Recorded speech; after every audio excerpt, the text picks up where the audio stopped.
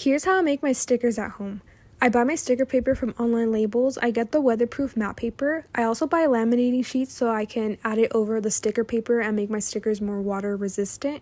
I open up my design in the Silhouette Studio since I'm going to use my Silhouette machine to cut them out.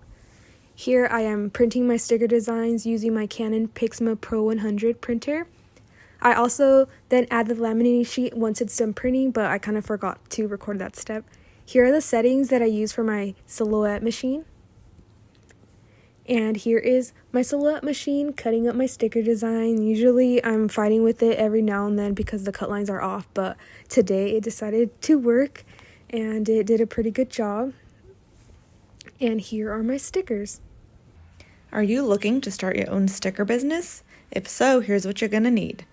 I like to use Online Labels weatherproof matte sticker paper, and I print my logo on the back for branding. This is the info. It's OL177WJ. I use a Cricut to cut out my stickers. You can cut them by hand, but this is more efficient. You're going to need a photo printer. I use the Canon Pixma IX6820. You're going to want cellophane bags to put your stickers in. I use one with a resealable top. These craft envelopes you can get from Amazon, and I like to use these because they're cheap to ship with just a stamp or two. I use an iPad Pro 11-inch with an Apple Pencil to design my stickers. And finally, I use this clear matte contact paper to weatherproof my stickers.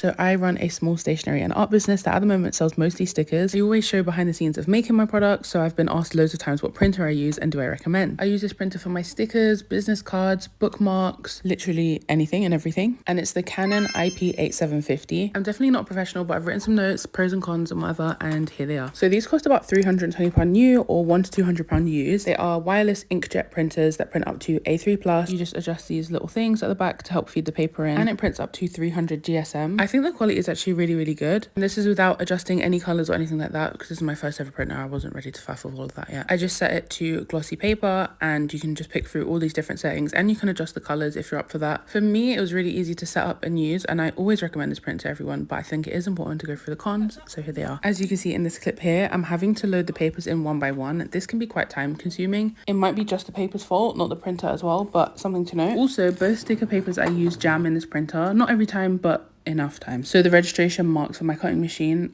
are not readable. This is my new printer, the Epson EcoTank 8550. As you can see, it has a scanner as well, and the Canon one does not have a scanner. Not a con for some people, but again, worth noting. And then the last con I can think of is that the ink isn't very cheap and doesn't last long at all. So I don't really feel like I'm getting enough bang for my buck, you know what I mean?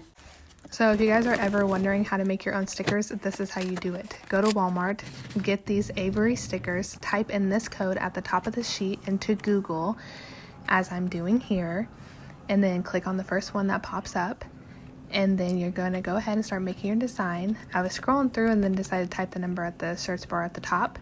It'll open it up, do a blank one, and then enter an image. I decided to do my logo, and then I just made sure it was centered. Then this is what it looks like when you save it to a PDF, and then you'll be able to print it out on your own. And this makes 60 stickers for $6. You guys have to do this. It is a game changer, and I think they turned out great. I got so many questions on my last video asking what you need to buy to make your own stickers at home, so I actually created an Amazon storefront linking everything that I personally use. So for the printer, you can actually use whatever printer that you have. Just make sure that the sticker paper you're printing on goes with the printer that you have. I just use a Cricut to cut my stickers. You can use whatever machine you have, or you can hand cut them. These are the sticker paper that I use from onlinelabels.com. I totally recommend them. They have so many different options. And these are the self-adhesive laminating sheets that I used to use to laminate my stickers with. They're honestly really good, but I just switched over recently because I wanted the holographic look. These are the paper that I use now, and I just can't get over the way it looks in the sun. And everyone's asking me, what is this magical tool that I'm using to laminate my stickers? And it's just a felt squeegee. You can use something similar. And everything is linked in my Amazon storefront, so go crazy.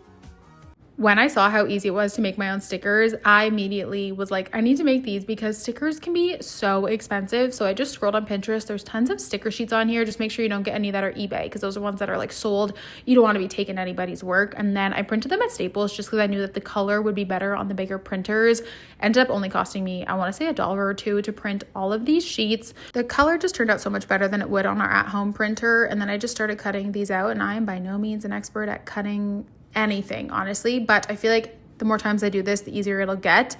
For this project, you will need packing tape, scissors, parchment paper, and then of course your little stickers all cut out and ready to go. Lay down your parchment paper, layer a layer of packing tape, and then put your stickers on top. Your parchment is going to act as your sticker backing. So lay all your stickers out, and then you're going to want to put another layer of tape on top.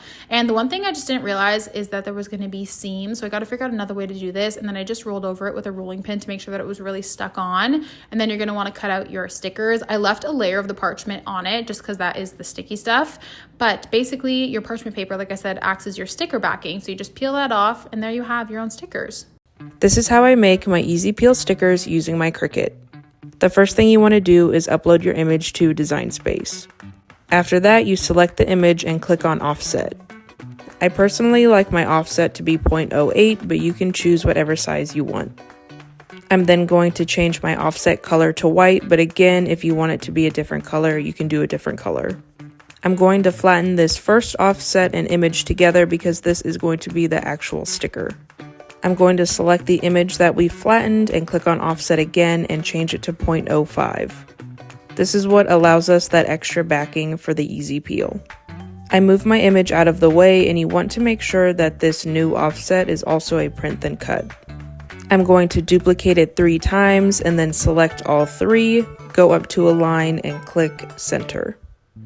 After it's centered, you want to make sure to go over and group all 3 of these new offsets together. If you miss that step, it won't cut correctly. After I group those 3 together, I'm going to right-click our original image and bring it to the front and drag it over on top of our 3 offsets. After that, I select everything, click on Align and Center. Then we'll go over to the sidebar, and we're attaching our 3 offset layers and our original image with the offset together.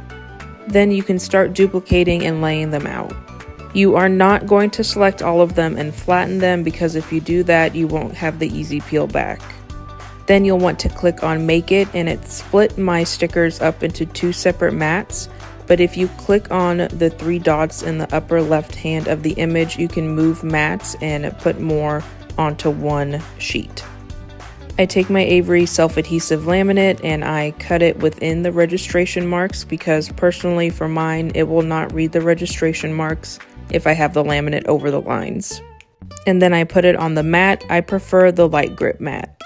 The cut setting that I use is sticky note with more pressure. After that, they're ready to cut, so I send them through the machine. Using the more pressure option, it will cut through the laminate and the paper, but not through the back on that first offset we have around the image, and it will cut 3 times around that second offset that we have, because we have 3 layers, and it will cut all the way through the paper. I use my weeding tool to get that extra layer out from the outside edge, and that's how I make my stickers. Here's how much it costs to start a sticker business.